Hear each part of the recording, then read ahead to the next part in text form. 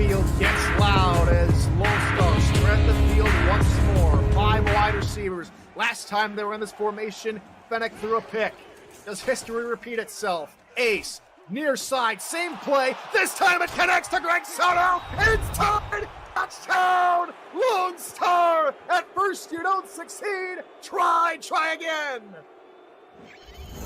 Man, and you're absolutely right, Tyler. Called it perfectly there. The same exact play going to the same exact person. This time, Soto able to adjust to the football, going towards where the near sideline is, and then just beats his man to the pylon to get into the end zone. What a score there for Lone Star. A few folks in the crowd trying to say that he might have stepped out of bounds. No signal from the Vancouver sideline, and so the play will stand. Lone Star with a touchdown. James Troll to try and tack home the extra point.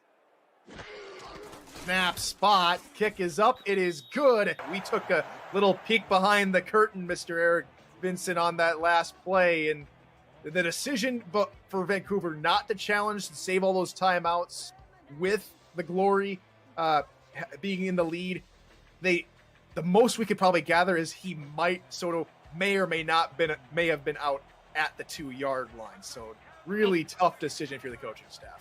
We're kind of looking at it at the Jumbotron here, and we're trying to see what exactly everyone was kind of bellyaching about. There were 2 points there. One time, there was some green grass. The other time, at least from our vantage point, there might not have been as much green as we thought. Takes a pass, runs to the sideline, apparently steps on the line, not once but twice, gets into the end zone, touchdown, no challenge, no review. Was that the turning point of the game? Eric, let me start with you. You were in the building. Was that the turning point in the game? So it was funny, right? Because we're watching it in real time. Tyler Falk and I, because we called the semifinal, and we're watching it in real time, and we thought it was fine because we're looking at it like obviously it was close because you're looking at it and you're like, okay, he's along that sideline, and I remember even analyzing it afterwards and saying, yeah, he twisted his body back towards the far sideline or the near sideline, caught the football, and then, propelled himself towards the pylon. It wasn't until about the 2-yard line, I want to say, that if you look at the replay, there's not any green there. At around the 5 or 6, when he originally makes that first step forward, there's still a little bit of green there on the outside of his foot, in between the outside of his foot and the sideline. Right. But about the 2-yard line, that was where you're looking at it and you're like, I don't know. I don't know if that's in bounds or not. But to answer your question, I think, yeah, it was because it was so back and forth. Honestly, the entire game was so back and forth. But at that point in time, especially if you ask the members of the Legion watching that game, yeah, that was the point where they were like, "Oh shoot, here we go again." This really? Just add another chapter into, because you could, if you go back, I don't even know if you can do that anymore. But if you're watching the chat of that game, you can see it go bing, bing, bing, bing, bing, just talking about, oh, it's Cade Stevens all over against Cade Stevens all over against Cade Stevens, just bing, bing, bing, bing, bing. And you're just watching, and you're like, oh shoot, they're in for a world of trouble now. And sure enough. See, I had the opposite vantage point because I haven't been in the league that long, and I thought Vancouver's gonna find a way to do this. I mean, what they had done through the regular season, which is fall behind a little bit and pull a play. Big Captain Canada is going to come to the rescue, and then the 4th down came, and Evan Lacey knocked the ball out, and I was like, wow, I guess there is no rescue this time. So I had the exact opposite perspective, but I wasn't as familiar with the history as you guys are. Yeah, I mean, you could just tell the wind would just got knocked out of their sails. Things that, including that last play to Curtis, that's a ball that he catches 99% of the time. Yeah. And even with a hit from Evan Lacey, which was a good hit, good clean hit, but that's a catch that he makes. And I remember I was just dumbfounded. It felt like and maybe I'm wrong, but it felt like the replay was in slow motion, basically. on that last play where I'm watching and I'm like, I still can't believe this actually happened. Because, again, it's a play that Curtis makes 9 times out of 10.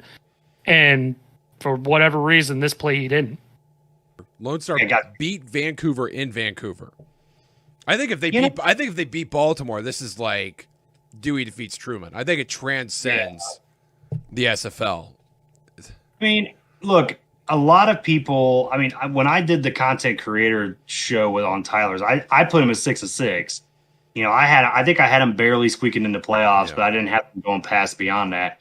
You probably got death threats for putting him in at 6-6, didn't you? Maybe, I don't know. I mean, well, Ray had him at like 8-4, I think, or something. But okay, he was close. He was almost there. But yeah, I think with Lone Star, they just got such a good coaching staff, and that team has been together for a few seasons now. And I think they just had everything clicking. And Vancouver, it's one of those games where the history of Andy comes back to haunt him, right? I mean, he blows through the regular season, he gets through that first playoff game, and then that second one just is like kryptonite to him.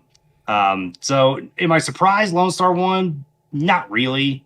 But I mean, kudos to Vancouver on their season though. They had a hell of a year, but yes, Lone Star's on a roll, and sometimes you just got to be on that's what you got to have in order to get into the championship, is be on a roll. We touched on it, obviously. The secondary is great. I love Evan Lacey. He comes out every week, and he knocks people out.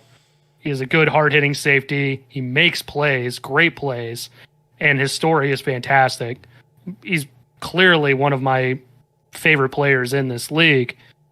And then, you know, the corners are great. The linebackers are great. They played great against Vancouver. That defense, I think, to piggyback off of what Chad was saying, could be the difference maker in this ball game. Juke and Rukin I played with in Seattle when they were the Tyrants, and we got to the championship game. That dude's insane. That's a great defensive lineman there. And he has played it in this playoffs. And again, those linebackers, they played great. Freddie Trammell, I think, had like 10 total tackles or something like that through like 3 quarters. It was insane. I was looking at the stat sheet. I was like, there's no way this is right. But yeah, no, he played lights out. Bogey Bar's great. Jay Mart is great. And that secondary is fantastic as well. So if they can hold those weapons in check for Baltimore, I think that could be the difference maker. And that could spring the quote unquote upset.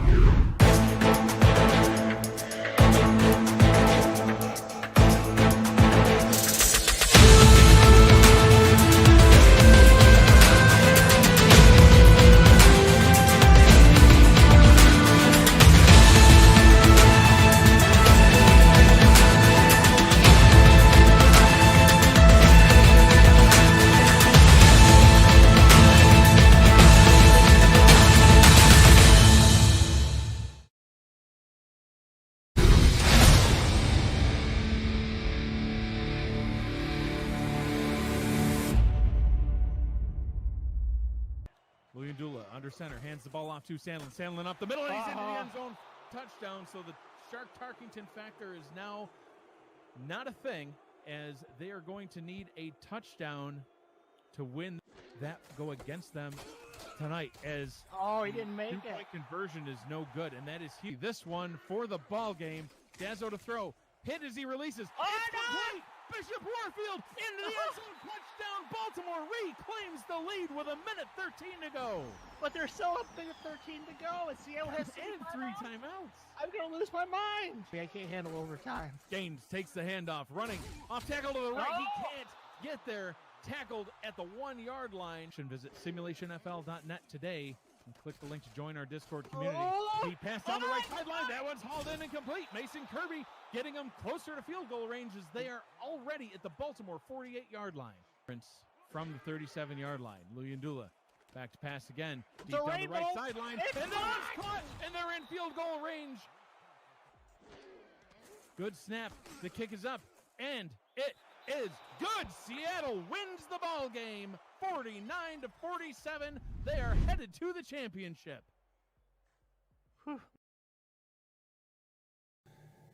Joining us now on Crunch Time, he usually joins us in the kitchen. Today, we're just getting some good old-fashioned analysis out of him. The new co-owner of the Houston Headhunters, Mike St. Green. Mike, welcome back to Crunch Time. How are you, sir?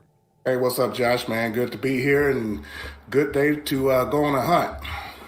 Well, first of all, congratulations. Haven't had a chance to say that to you in person yet. Co-owner sounds wonderful.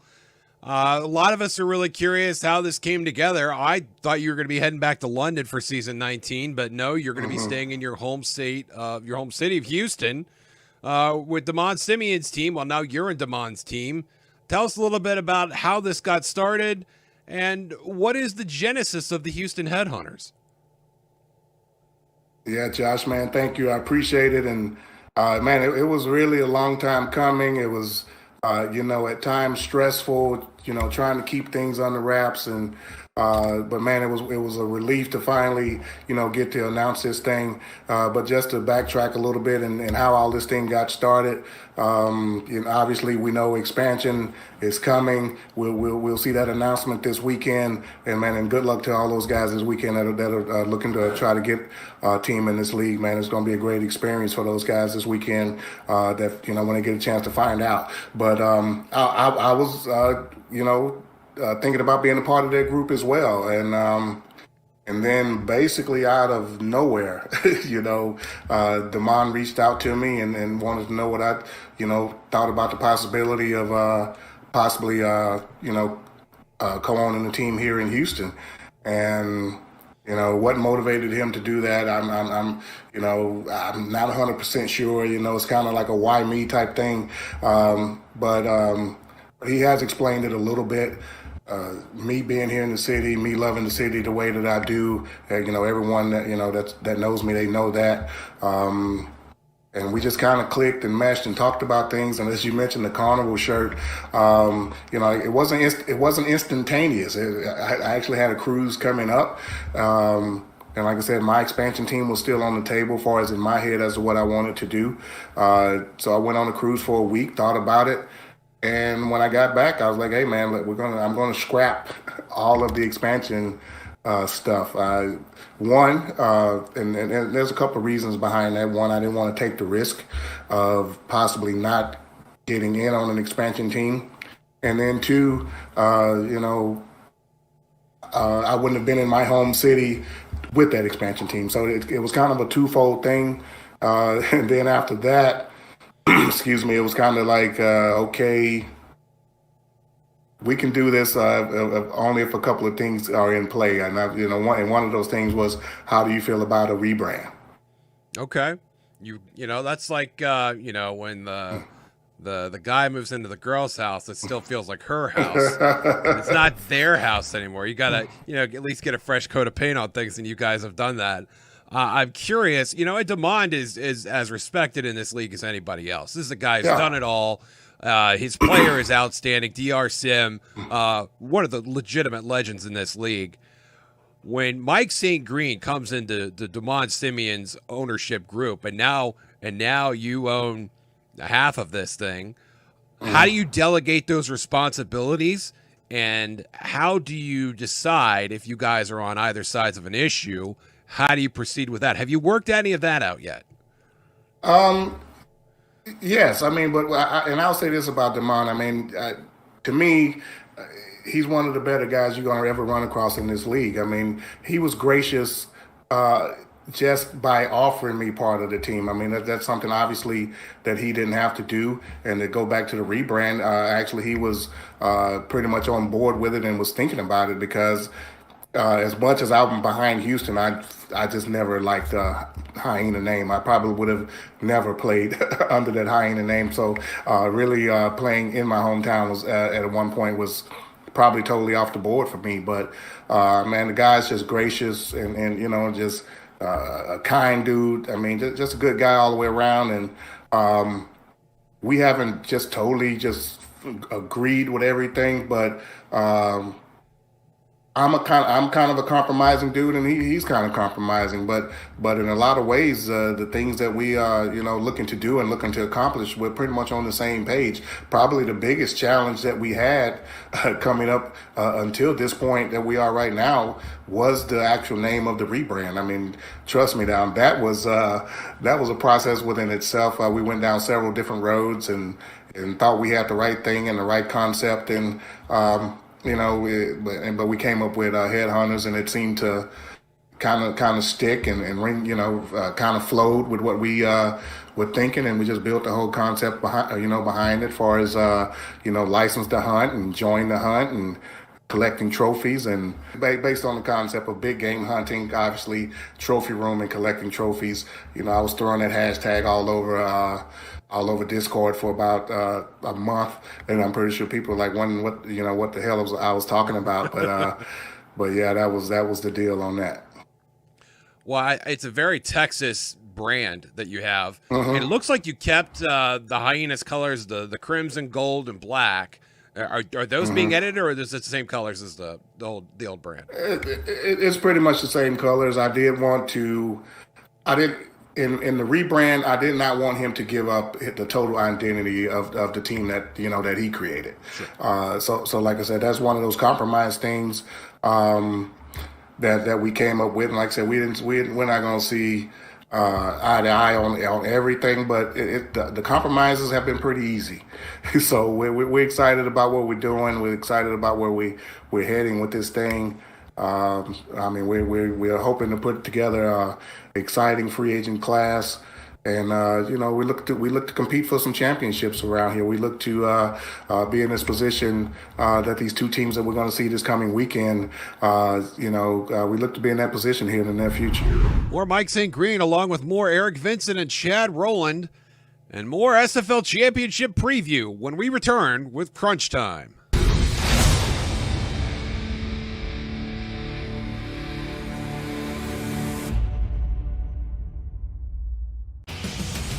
Saturday, May 14th. It's the 18th SFL Championship game on Next Level Sports. The Baltimore Vultures go after their third championship in the last 4 seasons. The challenger, Lone Star Glory, winners of 5 in a row. 2 teams full of personality and chipped shoulders are ready for battles and will be agonizing over it all with viewers like you. This is the Fans League, where fans are the stars of the show. Coverage starts at 2:30 p.m. Eastern, only on Next Level Sports.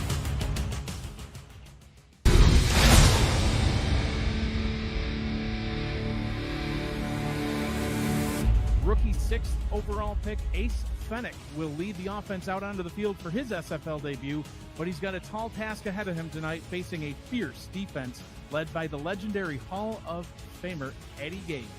Matt, what do we have to look forward to in tonight's game? Fennick himself played pretty well in the SFLM. However, this is the big leagues. It's a huge step up in competition. That is where the rookie will get his debut action out on the field. Number 12, Ace Fennick, leading his offense out onto the field. 1,920 passing yards, 10 touchdowns, and 9 picks, Matt, coming out of the minor league from San Jose, and there he is. I like his number. The Lone Star Glory may be taking a look at the community poll before the game. Only 36, we'll call it 37% of the people thought that they could pull off the victory, and a convincing performance. Final score in this one, Lone Star 24, Arizona 10. Lone Star gets the victory. Will start 1-0 on the season, and maybe going to silence some of the doubters. Chad, do you feel that Lone Star is an under-respected team? Baltimore, I think, they're great, and we think they're great. Vancouver, very good, obviously, and we think they're very good. But what about Lone Star? Yeah, I think that people undervalued them this entire season. They came in, a lot of teams had them. Tyler Falk, for example, had them at 2-10. Other people had them at 3 wins, 4 wins, up to 6 wins. I think maybe the highest was 7 or 8. That was only by like 1 person, maybe 2. And they came in and just showed us what's up, right? And it's like I said, this coaching staff's been together for like 3 seasons. And they've done a terrific job. They've utilized their players in the best way possible. And that's what it takes, right? Kudos to the coaching staff over there. They've done a terrific job. Greg Soto, the offensive coordinator, is going to have to whip up something special. You're going to have to reach deep into the pantry. You played this offense.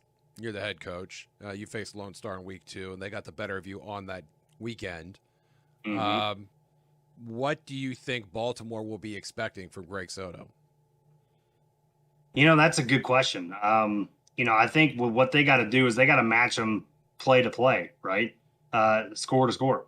The team that faced, example, like earlier this year, they faced Baltimore as well. Yeah.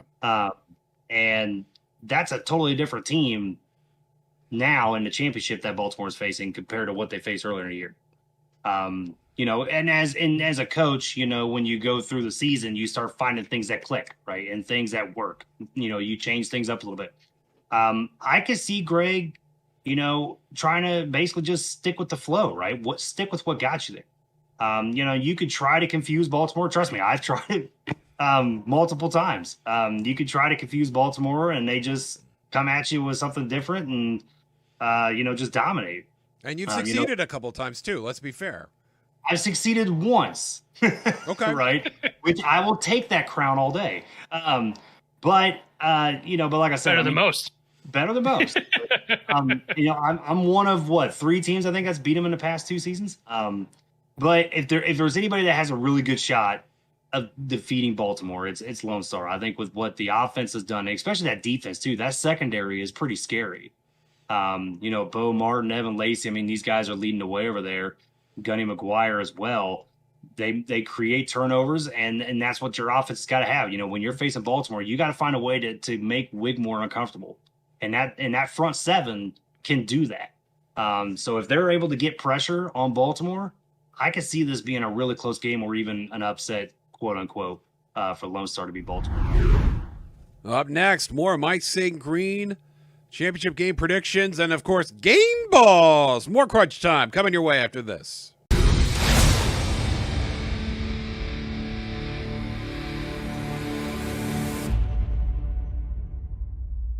Welcome back to SFL Crunch Time. We're continuing our conversation with Houston Headhunters co-owner Mike St. Green. Mike, I would love to talk about the SFL title game coming up. Lone Star and Baltimore, the matchup is set. Lone Star pulling off, it's got to be one of the biggest SFL upsets in recent history, beating Vancouver at Vancouver. When you watch this team, what do you see that stands out to you, and what in your mind enabled them to pull off such a big upset? One, I see a complete team over there. This team is totally balanced offensively and defensively. And the thing is, they're not going to blow you away with anything offensively. Ace Fennick, solid quarterback, not going to turn it over much. And the defense, that's what stands out to me the most. The secondary, these guys are ball hawks. Bo Martin Jr., I think he's one of the better cornerbacks in this league. He's very physical, big, physical. He likes to get out and hit people. I think he had 9 tackles in this semifinal game. And then when you think, it's just Bo Martin Jr., then you have Gunny McGuire on the other side. And then Evan Lacey, he stepped up and made a couple of huge plays in this game this past weekend. I actually he's going to get one of my game balls later today. I guess I'm doing a spoiler alert right there. But he had a great game, and they really patrolled the middle and kept Vancouver from going downfield. I don't think they completed anything over 20 yards the entire game. So complete team over there in Lone Star. The offense, they can pound the rock at you with Ike McBride. She's not going to have any big, huge 200-yard games typically, but she can, move the chains, control the clock. And 3 yards on the cloud of dust type offense, and then when they need something big over the top, obviously they can go to Greg Soto and Dave Axis, who's going to be playing in this final game this weekend. Yeah, we don't really think about the depth of Lone Star because that whole team is so young, and a lot of them were rookies when that team finally did move back to Seattle. And I think they're an exciting team to watch, and the balance that you mentioned, I think, is spot on. Let's talk about Baltimore for a second. Mm-hmm. It's weird. it's technically incorrect to say that a team is more balanced, but I think Baltimore is just exceptional just about everywhere you look, from quarterback, skill positions, in the trenches as well. And the big thing that stood out to me, they got 5 sacks against Tommy Utah and Louisiana. What else do you like when you watch Baltimore play, Mike? What stands out to you? Yeah, as we said, Lone Star, they're balanced, right? I mean, they're a totally balanced team. But this team, Josh, I just feel like they're the most complete team in the league. These guys, season in, season out, they're able to keep these same guys on the roster, very, very little turnover. These guys love being there. They love playing there.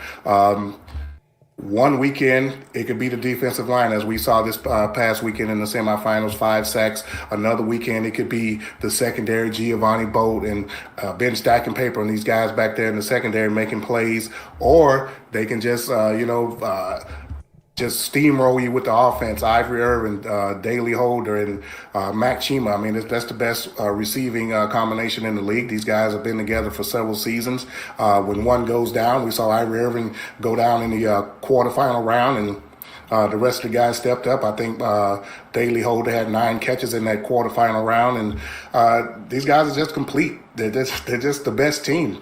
On paper, and usually when we watch them, they look like the best team. Jack Wigmore, MVP last season, and then when you think they can't do anything else, they add a superstar that comes off of out of retirement. They talk about a retirement midseason. Warren Murray comes in and scores like 10 touchdowns in like a 3 or 4 week span. So the most complete team in the league. I think they're the best coach team in the league.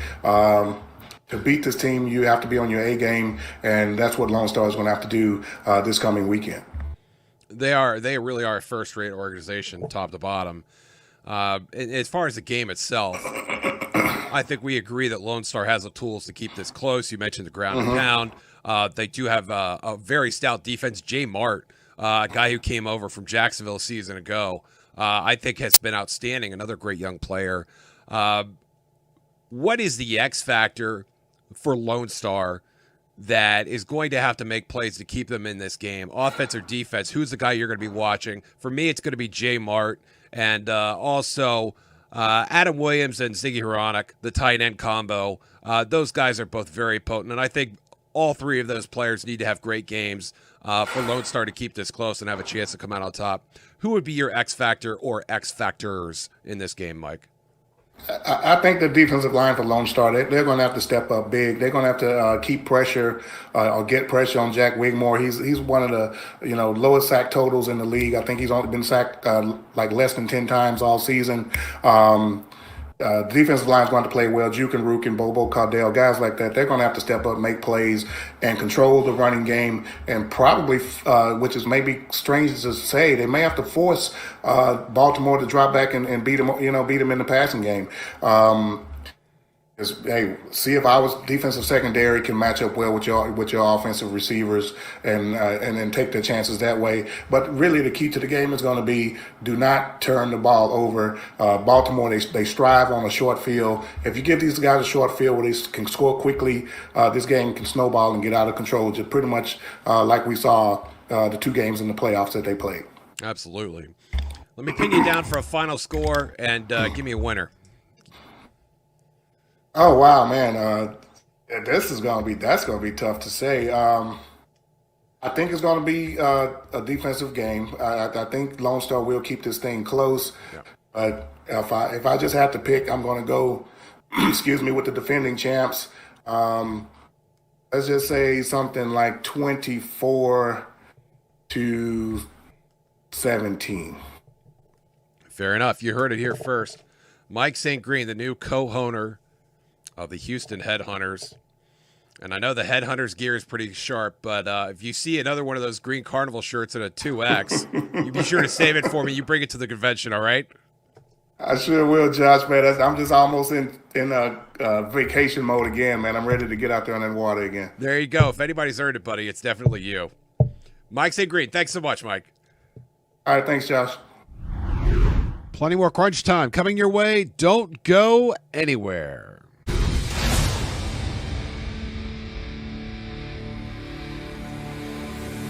Plenty to spotlight tonight, but Baltimore's got a new quarterback, and we'll be talking about him a lot tonight. There he is, Jack Wigmore. But let's meet Jack Wigmore, high school sophomore from Arlington, Virginia, near the D.C. area. He plays fullback, squash, and baseball. He's into sailing and wants to study aerospace engineering in college. His birthday was Saturday, so happy birthday. You ever played squash, Ramos? I actually have not played squash. Never in my life. Me neither. Jack, very multi-talented as that pass is caught by Daly Holder for a first down. You know what? Jack Wigmore's 2 interceptions for the rookie in his first game, they weren't even his fault. And he completed 31 of 43 passes for 290 yards and 3 scores tonight to 3 different players, Gaines, Chima, and Lloyd Graham. Eric, you had a great nickname for Baltimore a little bit ago, and I will ask you just one more time to share that again. They are the Galactic Empire of the SFL. They are the Patriots of the SFL. And to go off of that, and we discussed it a little bit off camera, they don't have, knockouts at every position. There's not an all-star at every single position on Baltimore's squad. But the coaching staff and the way they all work together is so cohesive, and it gels together so well that they don't need to have 50 all-stars on this roster. They can have a all-star and still be able to make the championship game season after season after season. And that's what we're seeing right now is that, and that's why they're the Patriots in this league, because the Patriots they had a all-star, Tom Brady, and they were able to make Super Bowl after Super Bowl after Super Bowl every year. And it's the same thing with Baltimore. Baltimore, I mean, I can't really necessarily point out who their one guy would be. Wigmore's been fantastic since he came in the league a few seasons ago. But I mean, they all just gel so well together that it's beyond reason. Chad, do you agree with that? No weaknesses in Baltimore? Yeah, I mean, I was the GM over there for 2 seasons, so I mean, I know how that team's built. There's not a weakness, right? You got Jack Wigmore, who took over for another legend in Mike Dazzo. Warren Murray is having a resurgence here. I don't know if I've ever seen Warren Murray run like this in his time in Houston. I think he's a better player now than he was then. Wow. You got 2 great wide receivers in Irie Irvin and Mac Chima. I mean, them 2 together. Make a really dangerous threat. People forget about Daly Holder being a big-time weapon. Lloyd Graham Jr. is a big weapon. You look on the defensive side of the ball. I mean, Cyron Yates IV is one of the best defensive linemen in the SFL, right? A lot of people don't talk about Frank Smith enough. Frank Smith kind of being the middle guy in that linebacking core can make some plays on his own as well. And then you look at the back end of that secondary. I mean, this team, when I got into Baltimore, they were always known as a no-fly zone, right? And you remember, Eric, back in those days with Kaz McFly and Hendrick Thornberry. Oh, yes, sir. Tony Willis, Giovanni Bolt. I mean, them guys were – I mean, you couldn't – it was Pick City back there. Now you got Troy Loshaw and Bolt, which is probably the best safety duo in the SFL, I think. Elijah Warfield is one of the best corners in the league. Nobody really talks about him, but he makes a lot of big plays. Ben Stackenpaper makes a lot of plays. So there's really not a weak spot in this defense. And that's why I think Lone Star really just has to play perfect. And that defense, like I said, that's what's going to be the difference. If Lone Star, like I said earlier, with Juke and Rukin and them guys up front can get pressure, then if they get Wigmore to throw 4 more picks, this game could be really interesting. Up next on Crunch Time, the moment you've all been waiting for, Game Balls.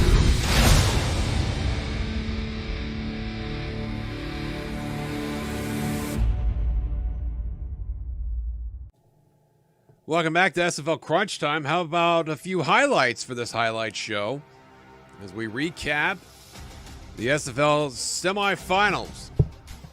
In Season 18, Louisiana, the only team in the SFL that allowed fewer than 20 points a game on average, knew they would have their work cut out for them against Jack Wigmore and this electric Baltimore offense. Shark Tarkington would get the party started here for Baltimore from 44 yards off the right hash. Spot is down, kick is up, and it is good. The Vultures already lead early in the first. Tark finished with 2 field goals and hit one from 49. And there is the secret weapon, the midseason acquisition, Warren Murray. Is Warren Murray the greatest midseason acquisition in SFL history? He may not even be the best midseason acquisition on his own team. Murray again this time, now down inside the 10. Baltimore threatening once again here in the first. You notice how we're not seeing any Louisiana highlights. Louisiana runs the twist. Baltimore does the shouting. And it's another touchdown for the Vultures. Their first of this game, but another one on the season and on the postseason, and they lead 10-0. Baltimore again with the football, and Wigmore is just dealing out there. That was Mac Chima making the sideline catch. Wigmore to his man out of the backfield. Warren Murray comes through in short yardage, delivering a first down for Baltimore here in the second quarter. Wigmore out of the bunch. There's a nice little catch by Daly Holder. Fantastic hands. A player that doesn't get too much love. Lloyd Graham Jr. with a leaping grab, and it's 1st and goal at the 1. Graham Jr. would finish with 4 catches for 48 yards, and this touchdown. Baltimore is up 17-0, and they would go on to wrap 34-7 out of Sports Gamers Online Stadium. Baltimore moves on. Lone Star heading to Vancouver, a place where no SFL team has won this season. We pick it up in the third quarter. Ace Fennick is picked off by Ashley Rose Finch. And Arf with a nice return on the pick. Vancouver trailing at this point 13-10. But Lone Star will get the ball back, and here it is. Greg Soto down the sideline. Was his heel on the boundary? No call, no flag, no review, and no challenge. Take another look. Fennick, who had this exact same pattern intercepted earlier, gets it to Soto, and right there, the left foot might have been out of bounds, but the call stands. Lone Star leads, and then Tom Pepper, Captain Canada, gets sacked by Jay Mart. Another blue light special for the Lone Star defender. Does a great job of beating his man, getting to the quarterback. Pepper again this time would deal toward the sideline. BK12, Brett Killian, makes a big catch for a first down. Time winding down in the third quarter. Vancouver trailing by 10. In the fourth now. Tom Pepper over the middle. That is caught. It's going to be 1st and goal. And you see the numbers there at that point. Kendra Hall coming up with that catch. And what would be one of her last acts in a Vancouver uniform. She's hitting the free agent market. Pepper again to James Walters, all by his lonesome in the end zone. The extra point would be good, and Vancouver would pull within 3 with less than 9 minutes to play, and the faithful are going crazy. Would Greg Soto's effort in the third quarter be enough? A little over 5 minutes to play here, and Ace Fennick picked off again. That's Drew Hamilton, and gets drilled for his trouble, but he returns it to plus territory. I'm sure he's pretty cool with it. Ace Fennick, though, not cool with it at all. The defense would hold Vancouver to 4th down here with a minute and a half to play. Pepper out of the shotgun. And this is 4th and ball game right here. Over to Chris Curtis, who drops it after he gets blasted by Evan Lacey. Curtis can't believe it. The Lone Star sideline is ecstatic. They are going to the SFL championship, pulling off a mother of an upset north of the border. And that last play in slow motion one more time. Lacey getting his hat on the ball, but Vancouver would get the ball back. We didn't mention that, did we? Time would expire, and Lone Star would go to their 3rd championship game, 11 seasons, 20-17, out of Vancouver. Before you guys get out, Chad, let me start with you. Let's pin you down for a final score and a prediction. You had to ask. I'll tell you what, regardless of how this game's going to end, I think it's going to be a good one, right? Baltimore, the defending champs for a reason. Lone Star trying to get that David versus Goliath story right, even though Lone Star's the 4th seed and they've played very well this season. I'm gonna go with a really close game. I'm actually gonna go 34-31 Baltimore. I would love to give the edge to Lone Star, but I think it's a back and forth game, and somehow, some way, I think, and because he always comes up big games, Giovanni Bolt gets a pick that seals the deal and gets a field goal to win it. So I'm going to go Baltimore. Wow, that is a close game. Eric, for the second time tonight, please. Well, and Tarkington is certainly one of the better kickers in the SFL too. So can't discount him. But I'll stick with my original one that didn't quite make it, but I'll stick with my original one. And I think it's going to be a fairly low-scoring game. I think it's going to be a very back-and-forth ball game. I think it would be a great ball game. Mm-hmm. I think there's a little bit of magic left in Lone Star, and I think they'll win 24-21. There we are. There you go. Chad Rowland, Eric Vincent. Gentlemen, thank you so much. More crunch time coming up. Don't go anywhere. Game balls up next.